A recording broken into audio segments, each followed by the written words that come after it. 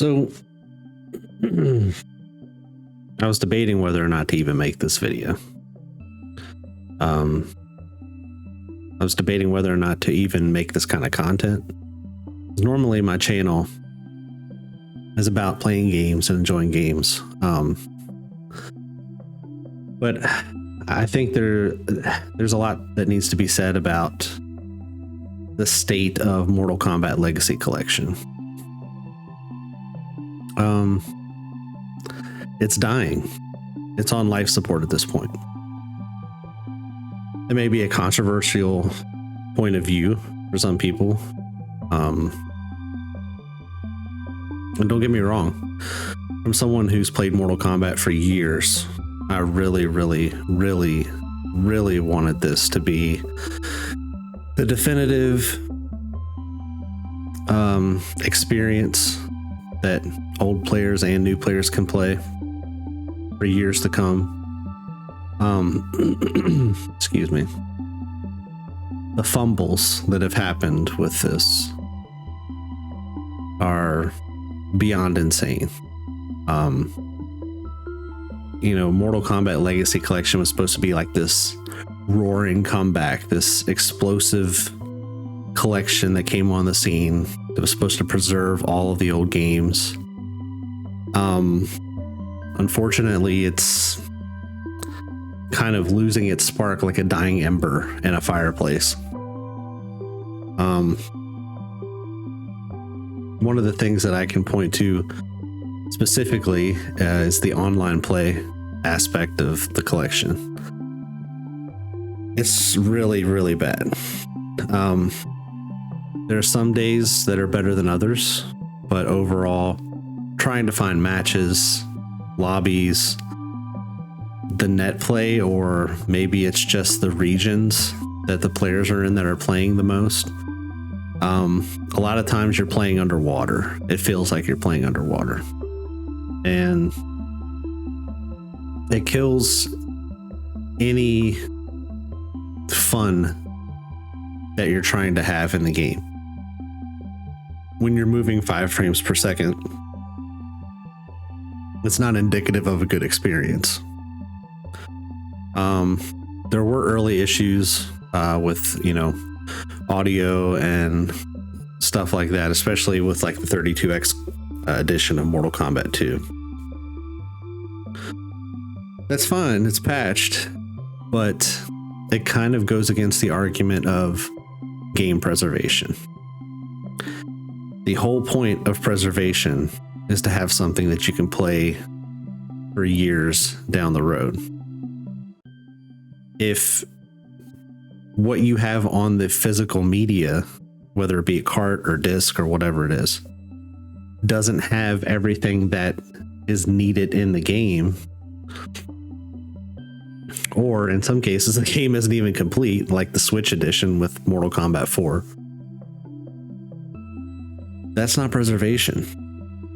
It's literally, I don't know if Digital Eclipse looks at it this way themselves. I like to give them the benefit of the doubt. But from a consumer's perspective, it looks like a cash grab. Plain and simple. And I came up with some points here that I wanted to touch on because there's a lot. They have patched the input lag on a lot of the ports. To my understanding, the PlayStation being the worst. I don't own the PlayStation copy. I don't own any consoles other than the Switch 2 right now. I mainly play on PC. But yeah, the input lag,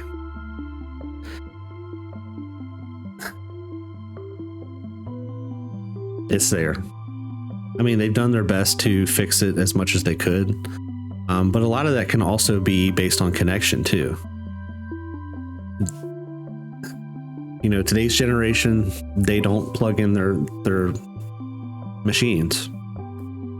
It's become a very Wi-Fi community as far as like gaming goes, especially with mobile gaming. And now you have the Steam Deck and the Legion Go and the Ally, all of these handheld PC consoles, and the Switch.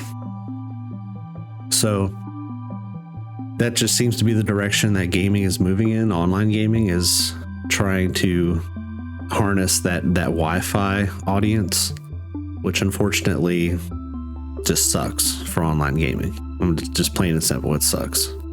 I don't care how great you think your Wi-Fi is, how many gigabits you think you have on your plan through AT&T or whoever you have as your provider. Wi-Fi is Wi-Fi, and wired connection is wired connection. There's a reason for that. And then of course, like I touched on, the missing Mortal Kombat 4 ports on the Switch versions of the game, the physical versions. This was one of the main selling points for the collection, was that Mortal Kombat 4 was going to be preserved. It wasn't going to be lost to time. You know, once all the arcade machines out there stopped working, how are you going to play Mortal Kombat 4 aside from emulation? Well, that's what this was supposed to be, and unfortunately it didn't turn out that way.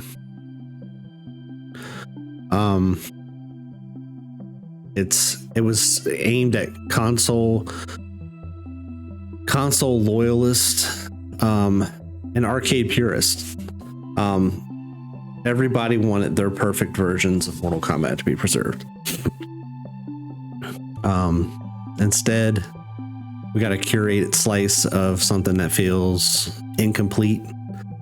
It feels sanitized, and you can go into the whole argument of the rights, legal rights, the complications with emulation.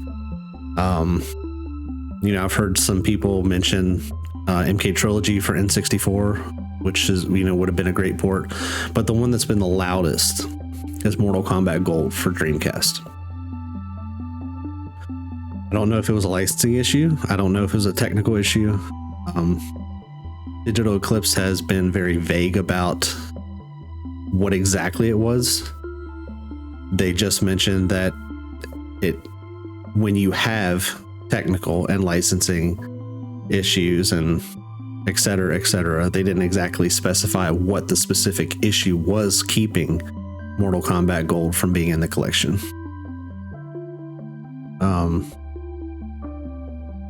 But it's tough because this was supposed to be an all-encompassing legacy collection.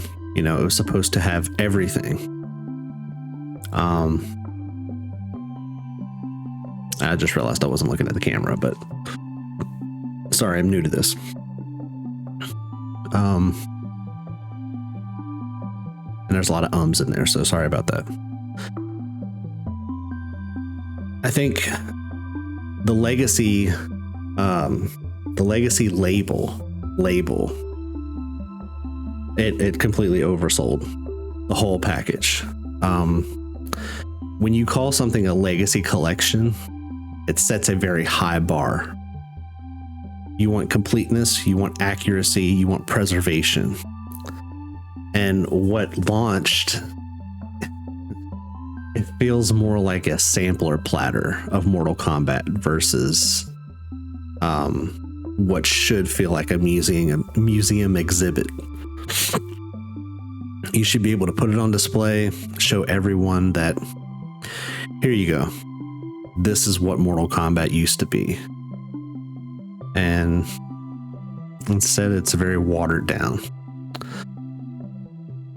One of the big arguments for me anyway, and I know there's quite a few others that feel like this, Dynasty being one of them. If you haven't checked out Dynasty, he does a lot of MK content. Him and Headlock Gaming and Daryl Sung and Arcade Intelligence and Scotty Combat. There's a whole list of people that do MK content. But Dynasty in particular picked up on this one, which I don't hear a lot of people giving it the gravitas that I think it needs. Not having crossplay in 2025 is just unacceptable. It's unacceptable for any online game. Any game with online multiplayer capabilities to not have crossplay in 2025 is ridiculous. And Headlock's gone into, the cost. It costs a lot to do crossplay, and yeah, it does. There is a big overhead for crossplay.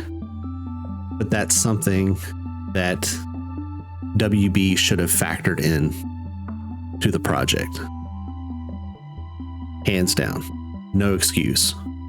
It should have been something that was factored into the project day one. Right now, as it stands, Steam.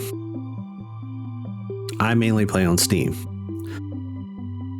I do plan on getting the Switch 2 edition eventually once lobbies roll out and the input lag patches come out. But Steam is sad. It's so sad. There's 38 players the last time I checked.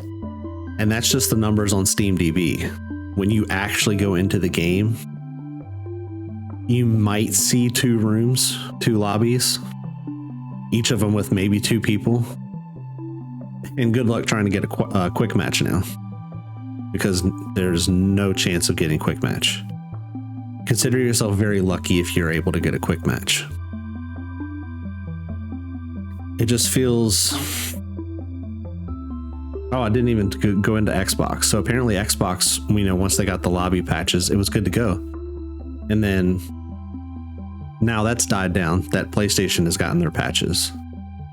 So it's almost like the Xbox player base was just playing on Xbox long enough until PlayStation got it. Now they've all moved back over to PlayStation. So Xbox was kind of the stopgap. So now you have declining Steam audience. Well, I guess technically an audience for Steam that never was there. Then you have a declining Xbox audience. And I've heard from a few people that the PlayStation audience is dwindling too. Lack of crossplay is killing this collection. Any chance, any momentum that this collection thought it had from the beginning is being taken out by lack of crossplay. And then you want to, if you want to talk about the, excuse me, if you want to talk about the tweets that Digital Eclipse put out, that's a whole other can of worms. Some retracted, some were erased, talking about ranked matches, and now it seems like it was spoken about too soon. I don't know the whole deal behind that, but it seems pretty shitty to not have your ducks in a row before you go putting stuff out on social media. That's all I'll say about that.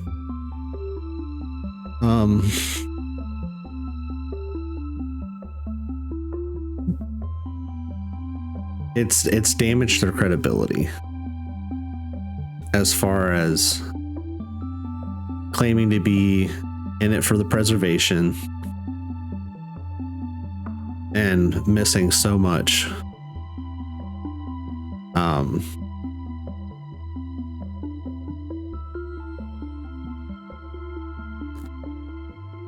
Retro fans want preservation. They don't want convenience.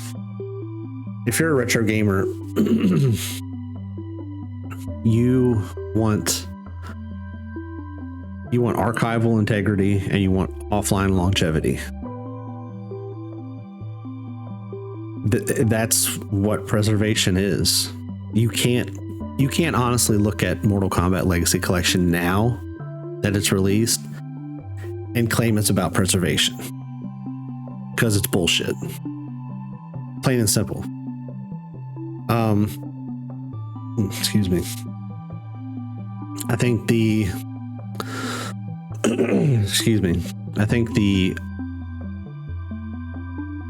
nostalgia just isn't enough anymore. Like, people really, really love Mortal Kombat, but it doesn't put blinders on you. If anything, it magnifies it, because your bar of expectation is so high from people that have awesome memories of Mortal Kombat. And then when something comes out that doesn't live up to those expectations, I mean, I don't know what to tell you. The studio can say that, you know, your expectations are too high, yada, yada, yada, et cetera, but at the end of the day, let's just call it what it is. It was a cash grab.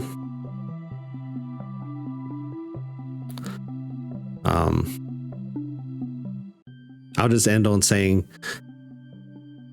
this collection isn't dying because people hate Mortal Kombat. Let's just get that out there. It's not dying because people hate Mortal Kombat. It's dying because people care enough to notice when it's mishandled. And that's just where we are with Mortal Kombat Legacy Collection. So if you haven't picked it up yet, I would maybe advise waiting until maybe somebody wakes up and helps correct the wrongs with the game, but I wouldn't hold my breath at this point. If you like these opinion pieces, let me know. Like and subscribe to the channel. I'll continue putting out gaming content. I'm still new to this whole aspects thing. I don't know if people care to hear these opinion pieces. That's just my 2 cents. So until next time, guys, I will see you later.